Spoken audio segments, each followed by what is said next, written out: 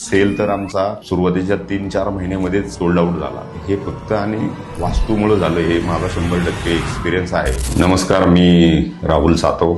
Yashoda group नावाने आमचा real इस्टेटचा व्यवसाय आहे. सुरुवातीला टॉवर चालू करताना आम्ही नैऋत्येला खड्डा केला. गांधी साहेबांचा आम्ही सल्ला घेतला की साहेब इथं काय पद्धतीने गेलो पाहिजे. त्यांनी ते पाहिलं.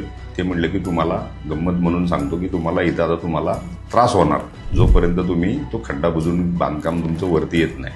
आणि तसंच आम्हाला तो त्रास झाला पण. म्हणजे ते काम करत असताना आम्हाला जे 2-3 महिन्याचा पिरियड जो काही सफर करावा लागला, त्याच्यामध्ये जी काय आम्ही खड्डा केला, कॉन्ट्रॅक्टर नवीन टाकलेला RCC वाला, पाऊस आला, तो कॉन्ट्रॅक्टरचं एवढं फेल्युअर, त्याचे लेबर काम करायला तयार नाही, टिकायला तयार नाही. मग आम्ही तो खड्डा कसा बसा 2-3 महिन्यामध्ये भरून आम्ही वरती आलो. आणि प्लिंथ लेवलला आल्यानंतर जे काय आमचं काम एकदम सॉफ्टली 1 वर्ष झालंय, चाललंय एकदम. आमचे आता 13 स्लॅब पूर्ण झालेले, बांधकाम 10व्या मजल्यावरती गेलेले. त्याच्या पाठीमागचे जे काही कॉन्ट्रॅक्टर आहेत ते पण एकदम फोर्सफुली काम करतात आहेत, चांगल्या पद्धतीने पुढे चाललेले आहे. म्हणजे डेव्हलपमेंट जी असते ती पण एक फोर्सफुली चालू आहे. सेल तर आमचा सुरुवातीच्या 3-4 महिन्यामध्येच सोल्ड आउट झाला. हे फक्त आणि वास्तूमुळे झालं, हे माझा 100% एक्सपिरियन्स आहे. कारण याच्या अगोदर पण आम्ही जवळजवळ 8-10 प्रोजेक्ट केलेले आहेत. तर तो आपल्या मनाने आर्किटेक्टनी प्लॅन द्यायचा, आपण आपल्या पद्धतीने काय बदल करायचे आणि काम करायचं. पण जे काय आता गांधी साहेबांना भेटल्यापासून जे काय आमच्या वास्तूमध्ये आणि आमच्या व्यवसायामध्ये जी काय ग्रोथ आहे,